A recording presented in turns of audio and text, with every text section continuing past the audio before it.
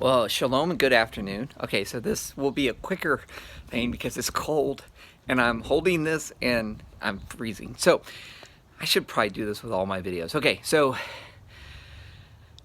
this week has been interesting. So I was thinking of, actually, this is probably the last thing I was thinking of, the poem by, the poem by Martin Niemöller, the German intellectual. And after World War II, he basically wrote the poem, First They Came. First they came for the communists, but I was not a communist, so I said nothing. Then they came for the trade unionists. I wasn't a trade unionist, so I kept quiet.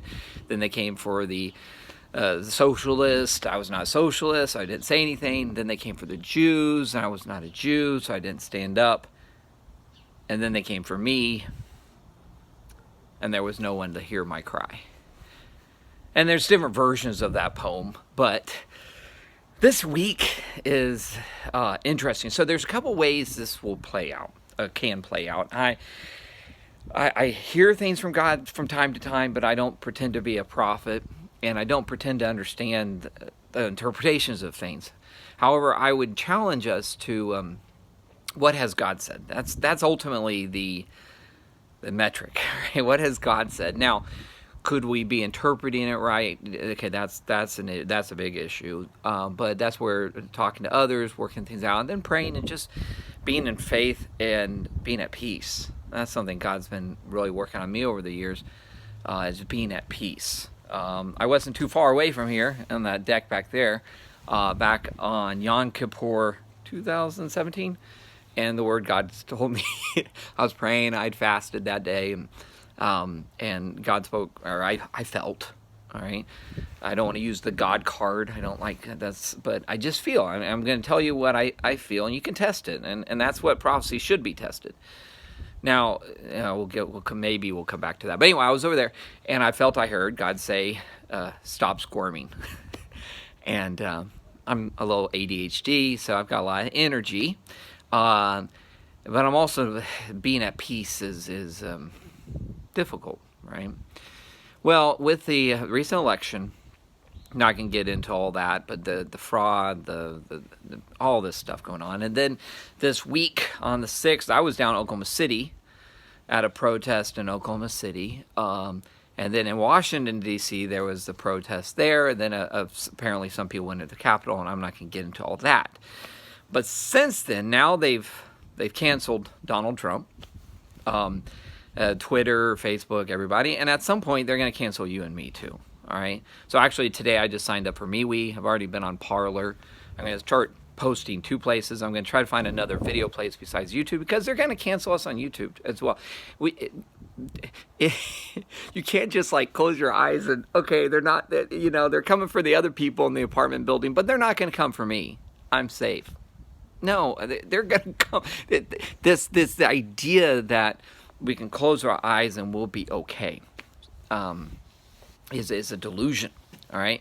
So that's why, like, okay, Trump. It's weird because, like, I heard somebody talk about this, but it was like so many people are afraid to stand up and say, like, the silent Trump voter. Okay. Well, there's 75 million people at least. When everything comes out in the end, we'll find out how many people voted for Trump and how many dead people voted for Biden. But and computer people apparently. But there is again, here's 1984, so we're living that. If you haven't read that book, you probably should read that, George Orwell. But we're living this time where everything's being manipulated, everything is being twisted. And we have to be aware. You have to be paying attention. You have to be watching them all. You have to call things as they are. So again, one of the big important things is what has God said. And now, test that out. But here, for me, I have not heard a single person that I respect spiritually that has really investigated this, prayed about it, that not a single person has said, throw in the towel, number one. Not a single person has said, well, no, Donald Trump didn't win. It was God's will to choose Biden. No, every single person I've heard. Now, it could be a mass cult, and that's what people online like to accuse me of. It could be a mass cult. Okay, all right, we'll test it out. Or maybe God has a different opinion about all this. Anyway, so there's this idea in Captain America, the Winter Soldier. I don't know if that's backwards for you guys, but anyway, in that movie of the what was the group? Hydra, right? Hydra is using that is going to target people. And here's the thing: if they're going to target me, and I know some people think, hey, if I can hide, and I can, we either stand up now, in my opinion. Now, there's ways this could play out with Trump. He has a number of insurrection acts. There's a number of things. I think Nancy Pelosi is scared out of her mind right now. She's talking about the 25th Amendment. I think God honestly is, if that is indeed how God unfolds this in the next 11, 12 days, and people are arrested, and there have been prophecies. I've heard about these prophecies for 6, 7 years now. And when Trump became elected, I was like, those must have been wrong. But now the Trump prophecies about people going to jail, about military tribunals, I'm like, ooh, you know what? It's not as far-fetched. All right, so we have these. We have the Insurrection Act. We have a lot of foreign interference. The whole Russia thing. Well, now there's executive orders that were actually put in place by Obama that were strengthened by Trump. That basically, if there's foreign interference, then, martial law, all this kind of crazy stuff that, again, you talk about it and you're like a conspiracy theory. But then again, you watch the movies and it's all over the place. And you see, the movies, they have these conspiracies, like, and of course, the SHIELD, they have the whole Hydra it has an infiltrated SHIELD. And then to think that there are people in government that are corrupt and that have been compromised, and we're like, really? Okay, so, if they're going to come for me, here's my thing. If they're going to come for me, yeah, I voted for Trump. I'd vote for him again. I don't think the guy's perfect, but man, that guy loves his country, and he's trying to do the right thing. He's not sold out to China. Okay, he stood up for. I heard him. I was on in the Capitol when he spoke out against the Iran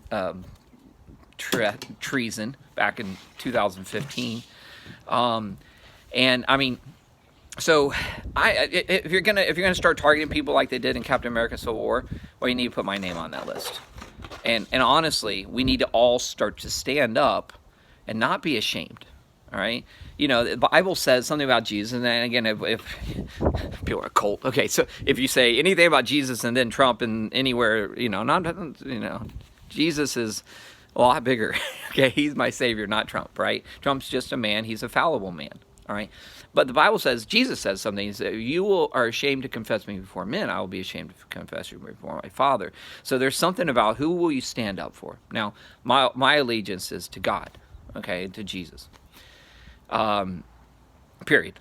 All right. However, God has put me in America, and I am going to, and I'm thankful to be an American. I'm proud to be an American, and Trump has done the stuff that other men have failed to do. All right, from moving the Jerusalem embassy to Jerusalem to weeding out corruption. There's so many things he's done, and so I'm not ashamed. I'm not ashamed to say I'm a Trump supporter. I however this plays out. Now, one thing I was thinking about this week, I went to a prayer retreat. On the way to a prayer retreat, I was thinking about some things, and my son said something. My son Nate said something. He said, Trump is the kind of guy he doesn't want violence. You look at Iran. He had the perfect excuse a couple years ago to bomb Iran. And everybody was encouraging. Everyone in Washington was encouraging him to do it. And he stopped and said, hey, wait a second. They just shot down some drones. I'm not going to kill innocent and men, women, and children in Iran to avenge for some unmanned drones. And he did not go to war with Iran. And that was the right call. That was the right call. Now he stood up to Iran. Iran is not his friend, okay? But I think they realize, hey, we can only do that so far, and eventually he's going to kick our ass. But here's the thing: I don't think he wants to do the Insurrection Act. I don't think he wants to go down this path. But the Democrats, and not just Democrats, I'm so disappointed in the Republicans. These corrupted career politicians. Oh, I'm being redundant, right? So these corrupted people, they don't stand. And here's the thing. And again, I'm bouncing around here because it's cold, but and I'm on a rocking chair. But when you certify, when you sign, Pence did this Wednesday and Thursday, and the Republican senators and congressmen. Now, there were about 100 congressmen, including Representative Hearn, Mark Wayne Mullen, Stephanie Bryce from Oklahoma, so I'm proud of them. Langford said he was going to do it, and I'm really disappointed that he kind of tucked tail and didn't do it. I'm going to withhold judgment on that, but Inhofe, he's a career politician. He needs to retire, and I might see what I can do to help him with that. But these people, they don't stand. If you will not stand, it's like that in the Lord of the Rings, when Sam is talking to Frodo. I think it's the end of the first one. And he's talking about, we didn't ask for this moment, but here we are. This is our moment. And he's like, this is what they're going to write about. This is what we're going to be judged. This is the moment. What are we going to do? And he says it, of course, much more eloquently than I just did. But this is a moment in history. I was talking to my students. I don't talk politics with them, but I was like, pay attention. This is a moment of history. This is big. And this is like the history books are going to be writing about this 100 years from now. Where are you going to be? Are you going to be counted among the Dietrich Bonhoeffers or among the people that caved? Are you going to be counted among the Hawleys from Senator Hawley from Missouri and Senator Ted Cruz, or the 98 and actually there's 93, 90, depending, the 93 people that just went along with it? Because if you certify something, here's the thing: if I sign my name to something that I know is fraudulent, or I suspect is fraudulent, okay, I either don't sign my name and abstain. I would actually have respected that, and there were some people that abstained. I would either abstain or I would vote against it. I would object. You cannot, by your complicity, or by signing off on it, you're complicit. That's just the way it is. That's just truth. So anyway, going back to what's going on this week, I'm not going to be sharing. I'm actually going to put that. I'm going to put that bumper sticker on my car, and I might even put this in my front yard. Put it back up in my front yard. But we got to stand. And you can disagree with me, and that's fine. But when you start censoring like Facebook and Twitter and YouTube, that is 1984. Seriously, it's not even funny. And people think, oh, that's okay, it's them. Well, first they came. So it's time to stand up. It's time to stand up now.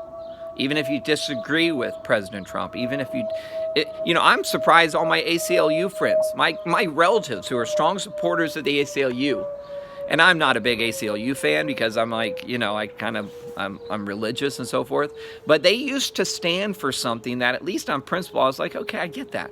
Well, they've completely abandoned that. They've gone political. But where are all the people saying, hey, censorship is bad? Well, no, censorship is bad, but you can censor Trump, and you can censor conservatives, and you can censor. Well, what's going to happen when they come for you? Because they will. I mean, that's, if you've not read George Orwell, Animals Farm, that's kind of one of the big ideas in there. They start with the outliers, and they start with the people that are different, the people that are way out, but then they will eventually come. I mean, the system of control, the system of intimidation, manipulation, it will eventually get everyone roped into it. And where will you be at that time? What will you say? Anyway, I hope we don't get there. I believe, again, based on what God said, there is a reversal coming. I don't know how that's going to unfold. Like I said, I think God may be backing Trump into a corner where he has to do something he doesn't really want to do. I think Trump would be fine to retire to Florida, start his own media network, and maybe run again in 2024. I think he'd be fine to do that. But I don't think they're going to allow that. And they're already talking about blacklisting anybody who worked with Trump. They're already talking about canceling any senator that objected and congressman. They're already... So the handwriting's on the wall. So I think Trump may have to be forced in. I talked to, I went to a prayer retreat this week, and the leader, I asked her if I could share this, Deborah Sweeten. She had a dream, and she was sharing about the dream. But at the end of the dream, she, well, two things. One, she had a word, and I was there 4 years ago, 4.5 years ago, really. She had a word for Mike Pence before he'd been selected as vice president candidate. She had a word for him that she sent with somebody, and they gave the word to him. And the word was basically something to the effect of embrace your authority, not just your position. All right. And so what he did on Wednesday was he embraced his position, and he forfeited his authority. And I think a lot of Christians do that. We want to be loved by the world. We want everybody to appreciate us, like us, blah, yada, yada, yada. And so we stay in position, which is admirable, but we need to take our authority, okay? And if you study history, Abraham Lincoln in the Civil War, he actually used his authority, all right? And he did some things that we would actually kind of like, people nowadays would be like, oh, when they hear about it, they're like, he canceled the media. He did a lot of things that that we would find questionable now, that we may actually disagree with. But the end result was he had to do that to preserve the Union. All right. Sometimes you have to do unsavory things, and people are like, "Oh, Christian more." Well, Christians get their butts kicked all the time because we don't stand up. We're turning the other cheek so many times. We're just turning around in circles like an owl. An owl with its head on ball bearings and greased. I mean, we're just spinning around, turn the other cheek. No, we got to stand up, and this is one of those times you got to stand up. There was election fraud. There is, whether you believe that or not, there is outright censorship. That's proof, and that's right in front of your face. The media, everybody, you talk about Russian collusion. What about monopolies and big tech and all these kind of things that are their collusion? I mean, what about that? So there's all this thing, and now's the time to stand up. So the other word she said, so she told that to Mike Pence, and apparently, I'm going to withhold judgment at this point, but apparently Mike Pence didn't exercise his authority. I think actually that's pretty obvious, but and we need to. And so Donald Trump is in a position. So the other dream she had was, and she shared some other details about the dream, but at the end of the dream, she had a word for him, and the word was, stand up. Now's the time to stand up. And I don't know if she used the word authority. I don't want to put words in her mouth, but this idea of you rise up. And as we saw this week, Pence didn't do it. The Republicans didn't do it. Only about 7 Republican senators stood up and about 100 congressmen. All right. And so many, even the 12 or 13 that said they would. Langford, as I mentioned, I'm disappointed in him and disappointed in Rand Paul. And they could have not voted. If they're constitutional and they're like, well, then just abstain. But once you certify, you put your name on that, that's the history. That's part of history right there. And you just certified a fraud. That's treason. All right. So we are in interesting times. Pay attention, stand up, and don't be ashamed. Fear and intimidation, that's what they're going to use. That's what the enemy uses. He's used that throughout history. We've got to stand up and be counted. All right. And if you need some inspiration, watch The Lord of the Rings. That's a good metaphor for the world we're in. We're in a hard time right now, and we need to be like the Sam and the Frodos and the Aragorns and the of course. With Gandalf right? And the Legolas and the Gimli, and we need to be these men and women that stand up during this time in history. Anyway, because first they came. Shalom.